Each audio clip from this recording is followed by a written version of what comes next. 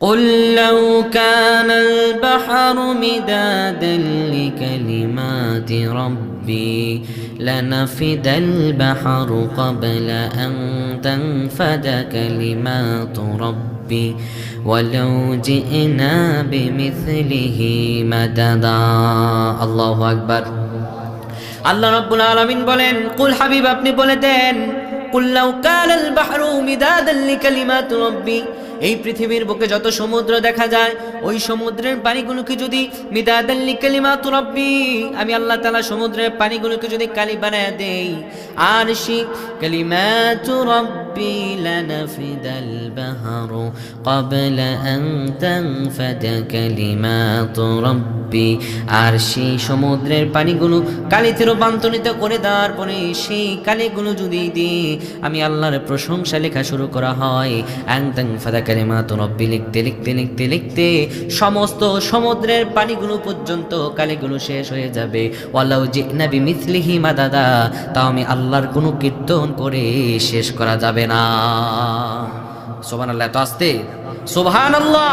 আল্লাহ তাআলা আমাদেরকে বলছেন সমুদ্রের এই পৃথিবীর বুকে যত সমুদ্র আছে সব সমুদ্রের পানিগুলোকে যদি আমি আল্লাহ তাআলা কালিতে রূপান্তরিত করে দিই, তারপরে যদি আমি আল্লাহর গুণকীর্তন করা শুরু করো, তো আমি আল্লাহর গুণকীর্তন শেষ করা সম্ভবপর হবে না। শুধু এতটুকুই নয়, বরং আল্লাহ তাআলা সূরাতুল লুকমানের 27 নম্বর আয়াতে আরো আমাদের চমকপ্রদ বিষয় জানিয়ে দিচ্ছেন। রব্বুল আলামিন বলেন, ولو أن ما في الأرض من شجرة أقلام والبحر ويمده من بعد 7 أبحر ما نفدت كلمات الله الله أكبر।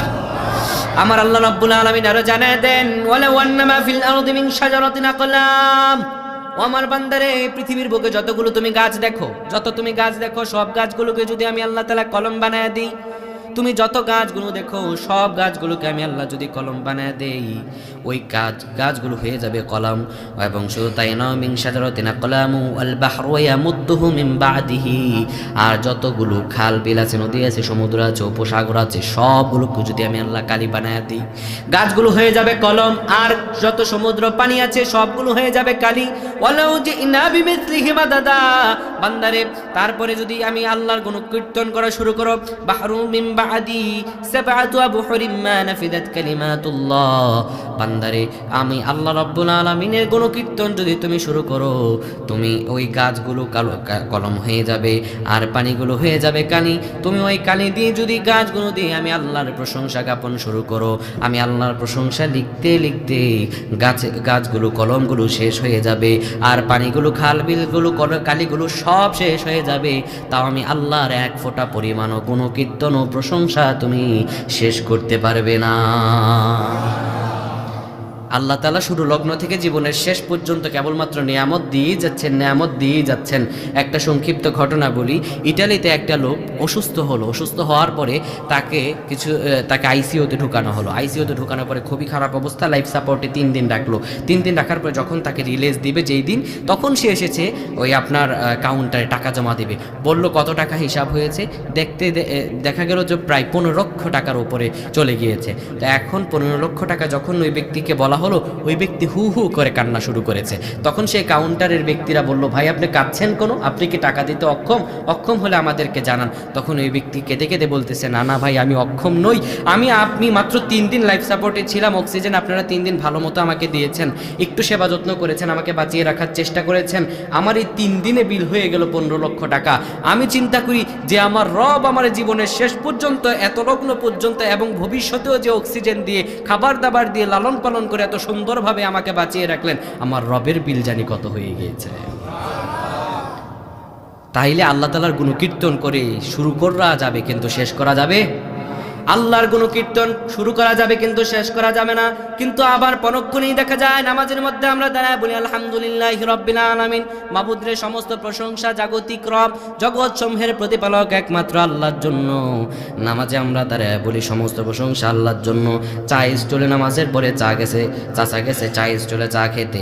এবার চা স্টলে যখন নতুন চেয়ারম্যান এসেছে, চেয়ারম্যান এখন নতুন চেয়ারম্যান, এখন চেয়ারম্যানরে তো একটু পান না দিলে আর চলে না। চেয়ারম্যান খাওয়াইছে দিচ্ছে চাচারে চা, চাচা চা খায় আর বলে চেয়ারম্যান সাহেব এবার যদি আপনি চেয়ারম্যান না হইতেন তাহলে আমরা মারাই যাইতাম। নাউজুবিল্লাহ বলে না? এখনকার তো পোলাপান নেতাকে আবার হচ্ছে পাম্পুট্টি মারার জন্য নেতার সাথে ছবি তুলে আর বলে আমার অভিভাবক। ওর বাপ দেখে আর বলে তোরে মানুষ করলাম বেটা আমি ছোট থেকে বড় পর্যন্ত, তুই নেতার সাথে একদিনে ছবি তুলে বলো দিস মাই অভিভাবক। আজকে আমরা স্বল্প কিছু পেয়ে বিরাট কিছুকে ভুলে যাই। তাই আল্লাহ তাআলার প্রশংসা শুরু করা যাবে, শেষ করা যাবে না। প্রশংসা জ্ঞাপন করলে আল্লাহ তাআলা বলছেন লা ইন শাকারতুম লা আযীদান্নাকুম, বান্দা তুমি আমার শুকরগুজার করবা আমি আল্লাহ তোমাকে বাড়ায়া দেব। সুবহানাল্লাহ। আল্লাহ তাআলা যে ব্যক্তি আল্লাহ তাআলা শুকরগুজার করবেন আল্লাহ তাআলা তাকে বাড়িয়ে দিবেন। শুধু তাই নয়, রব্বুল আলামিন সূরাতুল বাকারা আরো বলেন ফাযকুরুনি আযকুরুকুম ওয়াশকুরুলি ওয়ালা তাকফুরুন। বান্দারে তুমি আমাকে স্মরণ করো, আযকুরুকুম আমিও তোমারে স্মরণ করব, ওয়াশকুরুলি তুমি আমার শুকর আদায় করো, ওয়ালা তাকফুরুন আমার কুফরি করো না। আর আল্লাহ তাআলা সূরাতুল ইব্রাহিমে বলছেন লা ইন শাকারতুম লা আযীদান্নাকুম ওয়া লা ইন কাফারতুম, বান্দারে তুমি আমার শুকরগুজার করো বা আমি আল্লাহ বাড়ায়া দেব। ওয়া লা ইন কাফারতুম, আর যদি অস্বীকার করো একদম তোমাকে আমি আল্লাহ রাব্বুল আলামিন ধূলিসাৎ করে দিব। নাউজুবিল্লাহ। মুত্তাফাক আলাইহির একটা হাদিসে সহিহ বুখারী ও মুসলিমের এই প্রশংসা জ্ঞাপন করা আর না করার কি ভয়াবহ পরিণাম আর কি ভালো পরিণাম এটা বোঝানোর জন্য ছোট্ট একটি ঘটনা আপনাদের সামনে আনছি। এই হাদিসটি বর্ণিত হয়েছে আন আবু হুরায়রা রাদিয়াল্লাহু তাআলা আনহু আন্নাহু ক্বাল, আবু হুরায়রা রাদিয়াল্লাহু তাআলা আনহু থেকে হাদিসটি বর্ণিত। তিনি বলেন কত সুন্দরভাবে একটি ঘটনা রাসূল সাল্লাল্লাহু আলাইহি ওয়াসাল্লাম আমাদেরকে জানিয়ে দিচ্ছেন। আন আবু হুরায়রা রাদিয়াল্লাহু আনহু আন সামিআ আন-নবী সাল্লাল্লাহু আলাইহি ওয়াসাল্লাম ইয়াকুল, হযরত আবু হুরায়রা রাদিয়াল্লাহু তাআলা আনহু বলেন আমি একবার শুনলাম আল্লাহ রাসূলুল্লাহ সাল্লাল্লাহু আলাইহি সাল্লাম বলছেন ইন সালাসাতা মিন বনি ইসরাঈল, বনি ইসরাইলের মধ্যে তিনজন ব্যক্তি ছিল। তিনজন ব্যক্তি তিন ধরনের ছিল এবং এই তিনজন ব্যক্তি সমাজের মধ্যে সবচেয়ে অবহেলিত ছিল। এই তিনজন ব্যক্তি থাকার পরে এই তিনজন ব্যক্তি ছিল তিন ধরনের ব্যক্তি। একজন ছিল আবরস ওয়া আকরাব ওয়া আকরা ওয়া আমা। এই তিনজন ব্যক্তি তিনটা ধরন ছিল। এই তিনজন ব্যক্তির মধ্যে এক নাম্বার যে ব্যক্তি ছিল তার ছিল টাক, মাথায় কোনো চুল ছিল না। দুই নাম্বার ব্যক্তি তার ছিল তার শরীরে পচন ধরে গিয়েছিল, তার শরীরে কোনো ভালো মাংস ছিল না। তৃতীয় নাম্বার ব্যক্তি সে অন্ধ ব্যক্তি ছিল, দুনিয়ার কোনো কিছু সে দেখতে পেত না। এই তিন ধরনের ব্যক্তি সমাজের মধ্যে সবচাইতে অপছন্দনীয় ব্যক্তি। এবার ওই ব্যক্তিগুলো যখন এই বনি ইসরাইলের মধ্যে সবচাইতে অপছন্দনীয় ব্যক্তি, এবার আল্লাহ রাব্বুল আলামিন আশা করলেন তাদেরকে তিনি পরীক্ষা করবেন। কি করবেন? পরীক্ষা করবেন। কিভাবে পরীক্ষা করবেন? আল্লাহ তাআলার পদ্ধতি দেখেন। আল্লাহ রাব্বুল আলামিন এবার একজন ফেরেশতাকে তাদের নিকট পাঠালেন। প্রথমে পাঠালেন কুষ্ঠরোগীর কাছে। এবার ফেরেশতা এসে কুষ্ঠরোগীর কাছে এসে বলল ভাই তোমার মনে কোনো দুঃখ আছে নাকি? ইউহিব্বুক, তুমি কি কোনো পছন্দ করো নাকি? এবার দেখবেন কারো মনে যদি কোনো দুঃখ থাকে, কারো মনে যদি কোনো কষ্ট থাকে, আপনি যখন তার কাছে গিয়ে বলবেন ভাই তুমি কোনো দুঃখে আছো নাকি। আর বিশেষত যাদের সাথে মানুষ মিশতে চায় না, যেমন দেখবেন এই ধরনের আমাদের সমাজে যাদের শরীরটা একটু পচে যায়, তারা যেই কাতারে দাঁড়ায় তার সাথে অন্য কেউ আর দাঁড়াতে চায় না, ঠিক না? অন্য কেউ তার সাথে আর দাঁড়াতে চায় না, স্বাচ্ছন্দ্য বোধ করে না। তার মনে অনেক দুঃখ। এবার ফেরেশতা তার কাছে কেউ আসেও না, কিন্তু ফেরেশতা এসে তার কাছে দুঃখ জানতে চাইছে। এবার ওই ব্যক্তি বলে ভাই আমার মনে বড় দুঃখ, আমার শরীরটা পচে গেছে, কোনো মানুষ আমার কাছেও নেয় না, কোনো মানুষ আমাকে দুই চোখে দেখতে পারে না, আমার বড় খারাপ অবস্থা, আমার এমন খারাপ অবস্থা কোনো মানুষ আমার কাছেও ভিড়ে না। আমাকে যদি আল্লাহ রাব্বুল আলামিন এই শরীরটা পচন থেকে সুন্দরভাবে সাদা চামড়া দিয়ে ভালো চামড়া দিয়ে আবৃত করে দিতেন, এর চাইতে পছন্দনীয় বিষয় আর আমার কাছে ছিল না। এই দুঃখ যখন ফেরেশতার কাছে ওই ব্যক্তি বলছে, এবার আল্লাহ রাব্বুল আলামিনের হুকুমে ওই ফেরেশতা তার ডান হাত দিয়ে ওই ব্যক্তির শরীরের মধ্যে যখন হাত দিয়েছেন, সঙ্গে সঙ্গে ওই কুষ্ঠরোগীর শরীরে কুষ্ঠরোগ সেরে গিয়ে সুন্দর চামড়া দ্বারা আবৃত হয়ে গিয়েছে। এবার হয়ে যাওয়ার পরে ফেরেশতা বলে ও ভাই তুমি কি কোনো কিছু পালন করতে পছন্দ করো নাকি? ওই ব্যক্তি বলল হ্যাঁ আমার বড় ইচ্ছে, আমি ওট পালন করব। দুইটা মত এসেছে, একটা গাভী একটা ওট। ওটের ব্যাপারটা স্পষ্ট। ওই ব্যক্তি বলল আমি একটা ওট পছন্দ করি, ওট পালন করতে পছন্দ করি। এবার ওই ফেরেশতা আল্লাহর কাছে দোয়া করলো, আল্লাহ রব্বুল আলামিন একটা গর্ভবতী ওট তাকে দান করে দিলেন।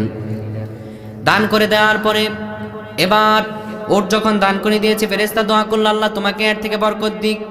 এবার দ্বিতীয় নাম্বার ব্যক্তির কাছে গিয়েছে, যে হচ্ছে টাকলা, মাথায় কোনো চুল নাই। যার মাথায় নাই চুল সে বুঝে তার দুঃখ কি, ঠিক না? আজকাল তো মাথায় চুল না থাকলেও বিয়েও হয় না, নাকি ভুল বললাম?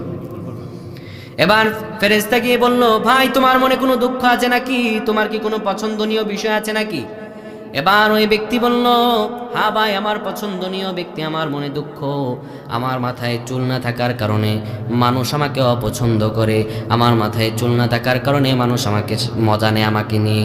ও ভাই, যদি আমার মাথা ভর্তি কেশ থাকতো, মাথা ভর্তি চুল থাকতো, এর চাইতে পছন্দনীয় বিষয় আমার কাছে আর ছিল না।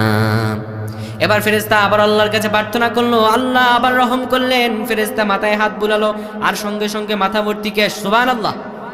এবার ওই ব্যক্তিকে প্রশ্ন করলো, ভাই তোমার কোনো কিছু পালন করতে পছন্দ আছে নাকি? ওই ব্যক্তি বলল, ভাই আমার পালন করতে পছন্দ একটা গাভী। এবার আল্লাহ রাব্বুল আলামিন তাকে একটা গর্ভবতী গাভী দিলেন। ফেরেশতা এবার তৃতীয় নাম্বার ব্যক্তির কাছে চলে গেল। তৃতীয় নাম্বার ব্যক্তি হলো অন্ধ। এবার অন্ধ ব্যক্তির কাছে গিয়ে বলল, ভাই তোমার মনে কোনো দুঃখ আছে নাকি? ওই ব্যক্তি পুনরায় সেই ব্যক্তিদের মতো বলল, আমার মনে কোনো দুঃখ, আমার মনে দুঃখ, আমি আল্লাহর সৃষ্টি দেখতে পারি না, অন্ধ হওয়ার কারণে আমি কিচ্ছু দেখতে পারি না।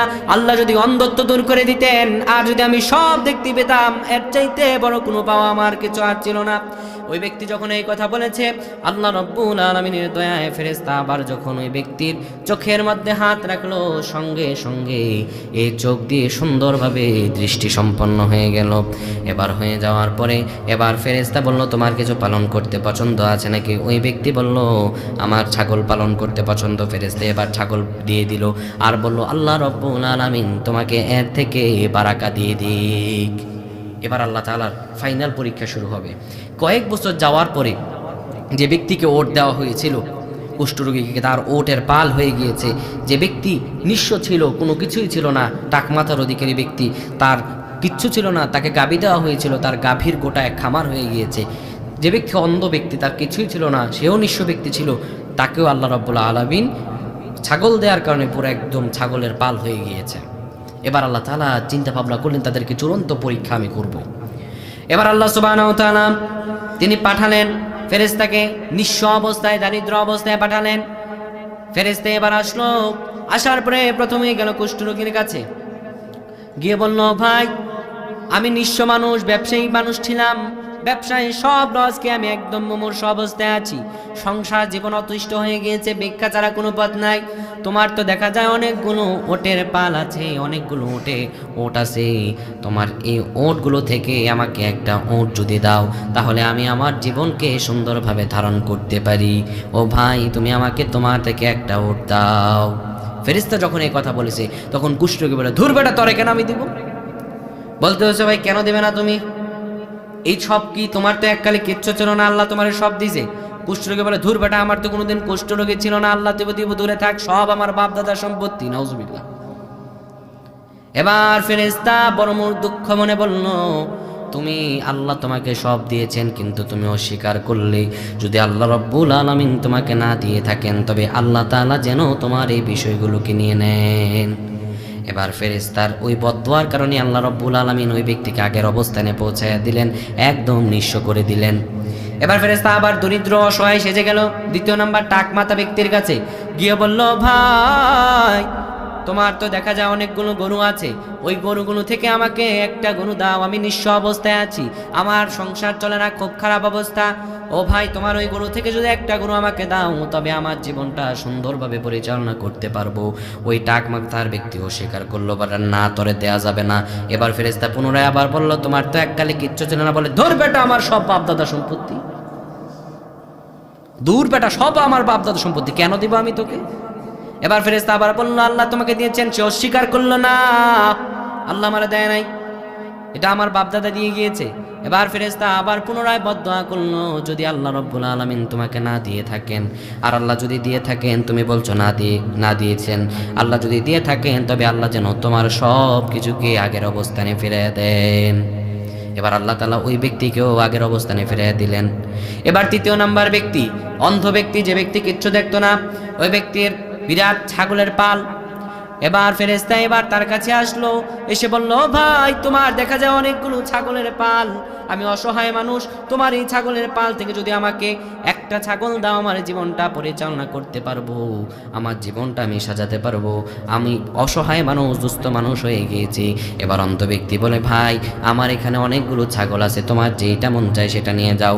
এককালে আমি অন্ধ ছিলাম, আমার কিচ্ছু ছিল না, নিঃস্ব ছিলাম, আমার আল্লাহ রব্বুল আলামিন আমাকে সব দিয়েছেন, তোমার যেটা মন চায় তুমি নিয়ে যাও।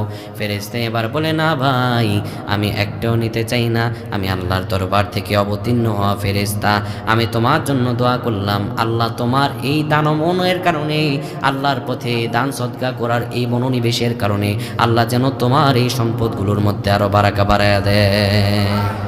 বরঞ্চ দেখা গেল যারা অস্বীকার করলো তাদের ধূলিসাৎ হয়ে গেল, আর যাদের যে ব্যক্তির মানে দিতে চাইলো ওই অন্ধ ব্যক্তিকে আল্লাহ তাআলা বাড়িয়ে দিলেন। সুবহানাল্লাহি ওয়া বিহামদি। তাই আমার কিছু নাই, অন্য ব্যক্তির অনেক কিছু আছে, আমার করাটা বাদ দিতে হবে। যদি আমরা বাদ দিতে পারি তবে আল্লাহ তাআলা অবশ্যই রহম করবেন।